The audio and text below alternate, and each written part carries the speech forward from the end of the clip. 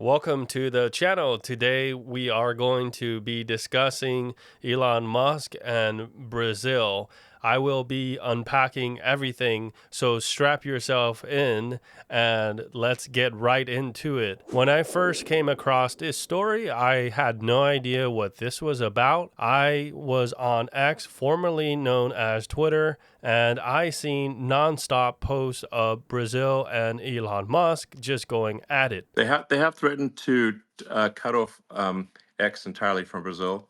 They've also threatened to arrest our employees, and they have applied a $20,000 a day fine. Let me go ahead and briefly explain to you, basically in a nutshell, what's going on. What originally occurred in Brazil in the legal system and judiciary system, they were concerned to their side of the argument that they want to protect the integrity of elections in Brazil, and they want to make sure that basically there's no election interference, and they want to have basically a lot of safety to the democracies and freedoms and liberty in Brazil. So Judge Alexandre Moraes issued a ban in Brazil against X, formerly known as Twitter, outraging CEO Elon Musk. And that's the gist of everything.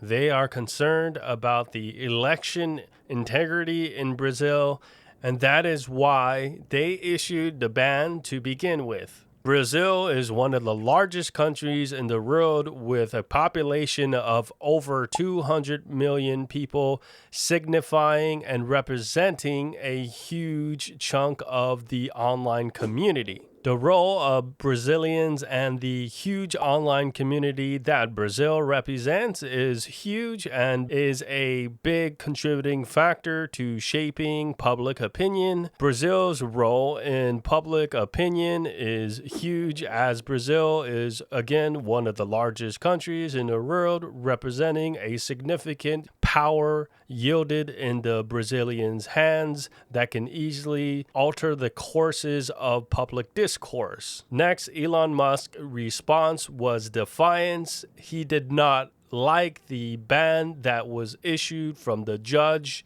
in Brazil against all millions of Brazilians from not being able to access X, formerly known as Twitter. Definitely was a political attack. I've been through all the very important media groups in Brazil. The last one was Jovem Pan, that was heavily targeted by this dictatorship we have now in Brazil. Not only me, Paulo Figueiredo and other colleagues. In Elon's own words, he basically sees it as a threat to democracy.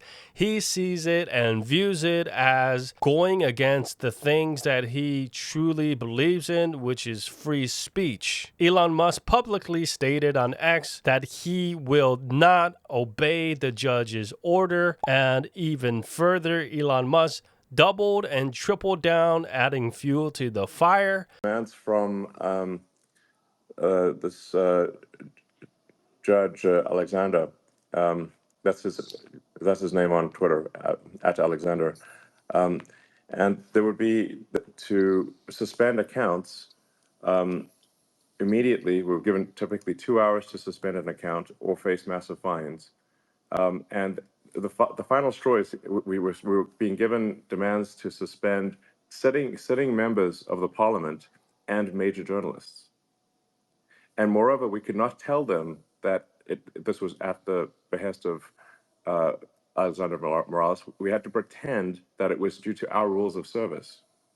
And that was the final straw, and we said no. Even posting videos on X about using virtual private networks and sort of trolling how to use the virtual private networks on little tutorial videos. And as you know, Elon Musk has almost about 200 million followers and is one of the world's largest social media influencers out there. So further defiance met upon further defiance after the debacle that occurred with the Brazilian judge's order.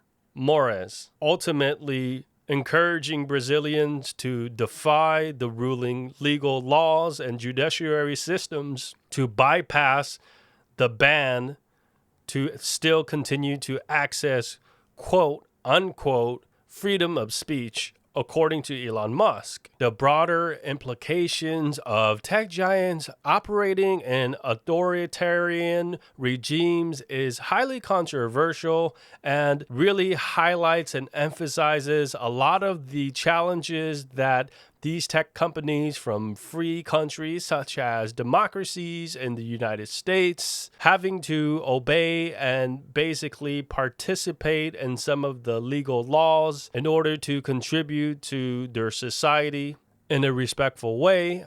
At the same time, you must consider the financial markets and the value of what it brings to these giant platforms in whole. So there's a lot of compromisation and cooperation, whether there needs to be a agreement or a conversation about that. Balancing the compliance and upholding the laws is ultimately very important, and coming from a country where freedom of speech exists and liberty in the United States is always going to represent a issue, since a large majority of different countries do not operate in that manner. Potentially, it may result in a conversation about the relations of Brazil and the United States regarding some of our cooperation with our governments working together to try to make sure that everything is smooth sailing,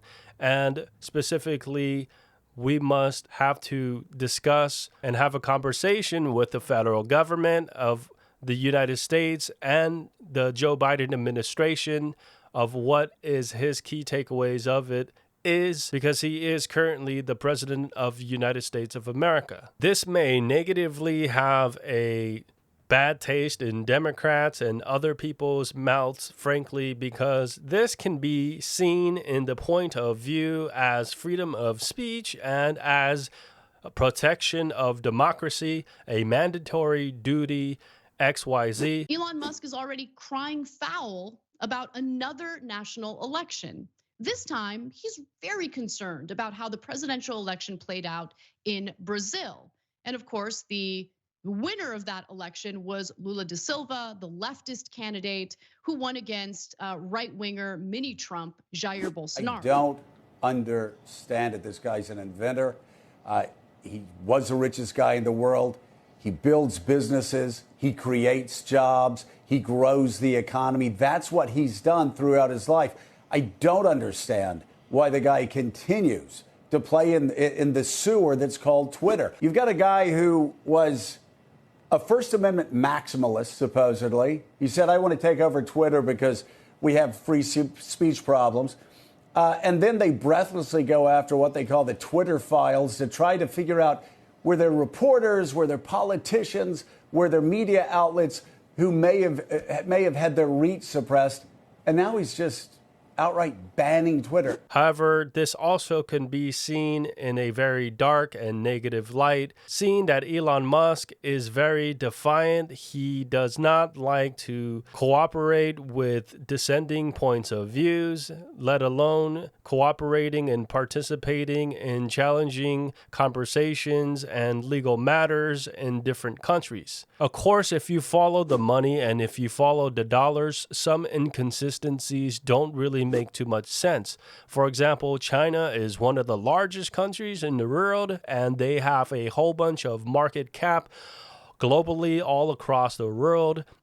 世界卫生组织总干事先生，各位代表，首先，我认为，在人类抗击新冠肺炎疫情的关键时刻，举行这次世卫大会，具有十分重要的意义。And the CCP is one of the most powerful and frankly corrupt governments in the entire world.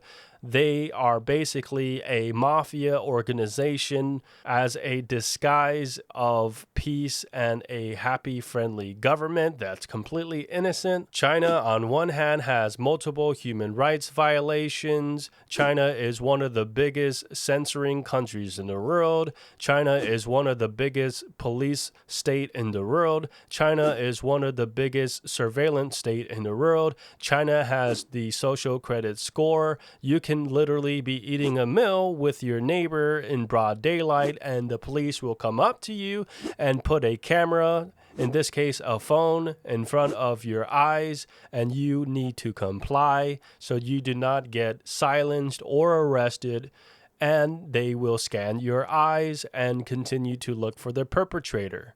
This is a normal reality in China. Of course, Elon Musk has a lot of business dealings in China when you consider a lot of the manufacturing processes made in China. So when you follow the money and you follow the dollars and you look at where things go, why is Elon Musk attacking Brazil, which in this case is significantly smaller comparatively to China? However, Brazil, as of January 1st, 2023, has multiple human rights violations on a increasingly declining path, taking liberties, and a lot of judiciary issues occurring in censorship and basically a descending voice that is rising to power that will basically be like Putin and silencing their enemies. At one hand, Elon Musk is doubling down and tripling down against Brazil and posting videos to surpass and circumvent the legal and judiciary systems that are in effect by the judge Moraes in Brazil to bypass the legal withstanding order. At the same time, China has a great firewall of China and a significant amount of censorship that is occurring through all the world. Chinese people cannot access Facebook, cannot access Instagram, cannot access X, formerly known as Twitter. Elon Musk is not saying anything to China when it comes to these human violations and when it comes to violating the Chinese people's civil liberties. There is a lot of money involved in China. Elon Musk is speaking against Brazil. Elon Musk is not saying one word and being defiant and doubling down and tripling down, being defiant against the Communist Chinese Party government. As we're coming down to a screeching halt and slowing the train down, write a comment and let me know what you think about Elon Musk against Brazil. Is he right for defying the Brazilian judge's order? Is he wrong for defying the Brazilian government's order? Why is Elon Musk silent against China but not with Brazil? Is it a double standard? Am I missing a different point of view? You can write your point of view. Let me know in the comments below, and be sure to subscribe and hit a thumbs up and share the video if you like this. YouTube is suggesting this video, so click on it so you can continue to watch more.